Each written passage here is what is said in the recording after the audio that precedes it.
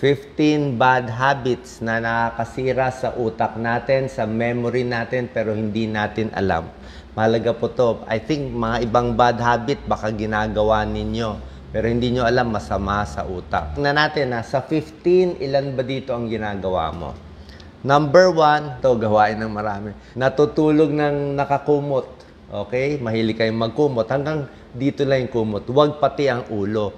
Siyempre, pag kinumutan mo sarili mo, tataas yung carbon dioxide, di ba? Pag exhale mo, carbon dioxide, yun din ang mahihinga mo, babagsak yung oxygen sa katawan. Pag bumagsak ang oxygen sa katawan, madadamage ang brain cells, lalo na tulog tayo. Delikado po yan. Ayan, no?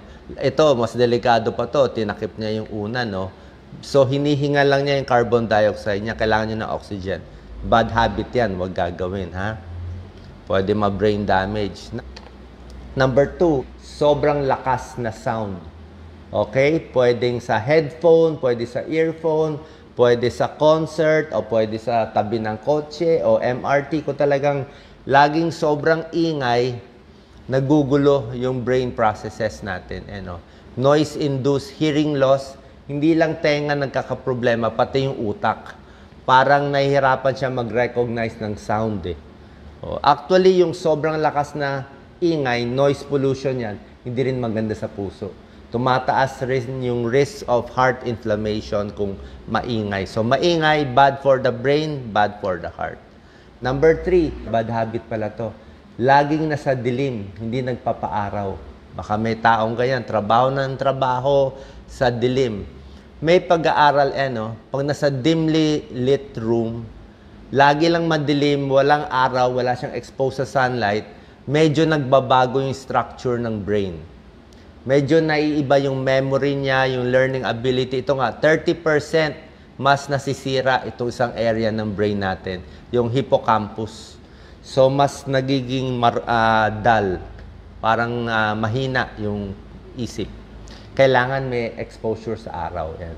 Kailangan mo na exposure sa sun, iwas depression, tataas ang serotonin, more energy, at mas kalma ka. Number 4, working when sick. Ibig sabihin, pag mahina na yung katawan natin, may sakit na tayo, huwag nang pipilitin. Kasi pag pipilitin natin, parang nag-overheat yung brain natin. No? Poor learning, hindi ka na rin mahina na memory mo, tapos pinipilit mo, baka mahirapan pa lalo. So, lalong nasisira yung sa memory at sa learning natin. Number 5, sobrang stress. Pag laging stress, nasisira din yung brain function natin. Bad mood, anxiety, mas namamaga sa puso din. Okay? Ayon to sa pag-aaral sa Harvard Medical School. So, laging stress, bad for the heart, bad for the brain. Number 6, kulang sa tulog. Di ba? Pag kulang sa tulog, di ba, mas inaantok tayo, mahina memory natin, di tayo makatrabaho, drowsy, parang nahirapan tayo maglakad, unsteady, may vertigo pa, nasisira din yung sa part sa brain natin to. The hippocampus is the part of the brain that suffers pag kulang sa tulog. Number 7, tubig, napakahalaga. Kaya pinipilit ko minom ng maraming tubig. Ang utak natin, 70% water. Oras na inaantok kayo masyado, sumasakit ang ulo, nagma-migraine, parang nanghihina, baka dehydrated ka. Hindi mo lang alam dehydrated ka. Lalo na yung mga matatanda. Mahirap kasi sabihin na, ay, hindi naman ako nauuhaw eh. Yung uhaw kasi, depende sa tao. Pag medyo 50, 60 years old na, mas hindi na nauuhaw. Kahit dehydrated ang senior, hindi siya nauuhaw. Yung mga bata, pag nauuhaw ka, dehydrated ka na eh.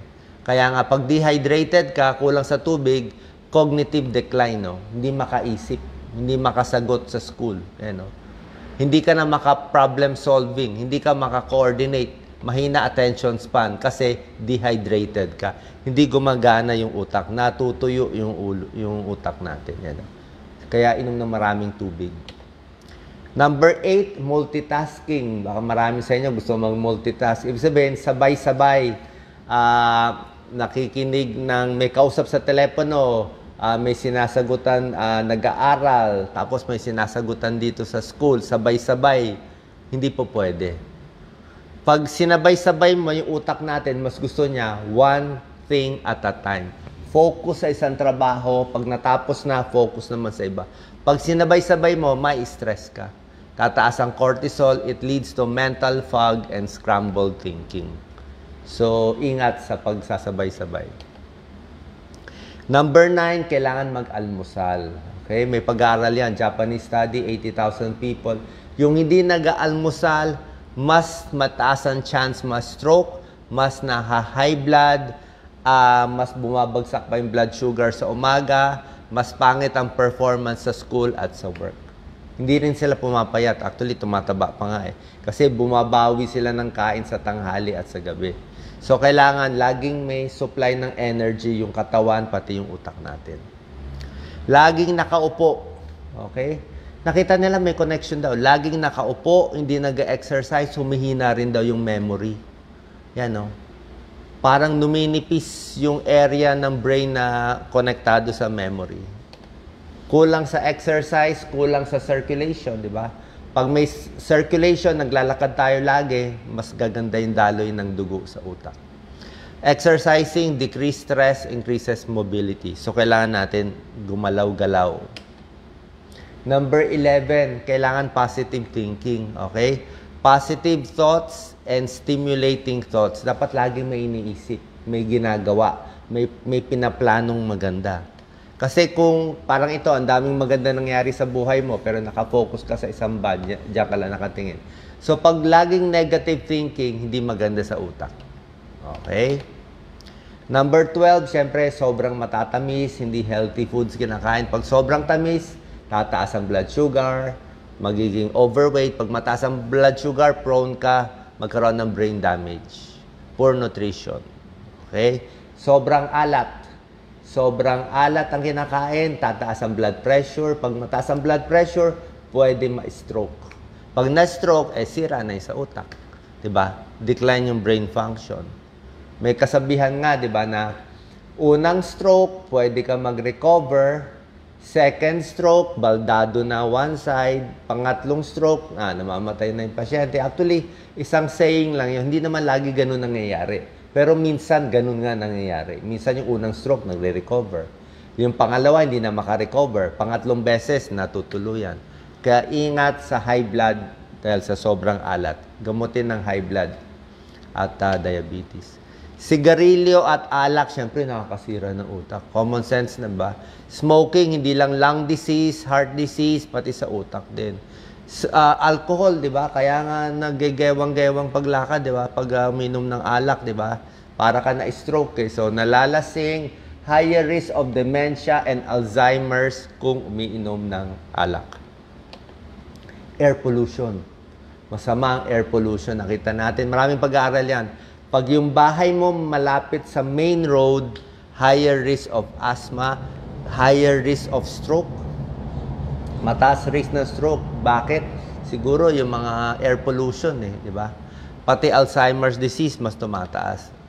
So, ang gagawin natin, iwasan tong 15 bad habits, itong mga good habits, healthy diet, lagi nag-iisip ng maganda, learning, healthy foods, di ba? Sa gulay, broccoli, cauliflower, lettuce, di ba?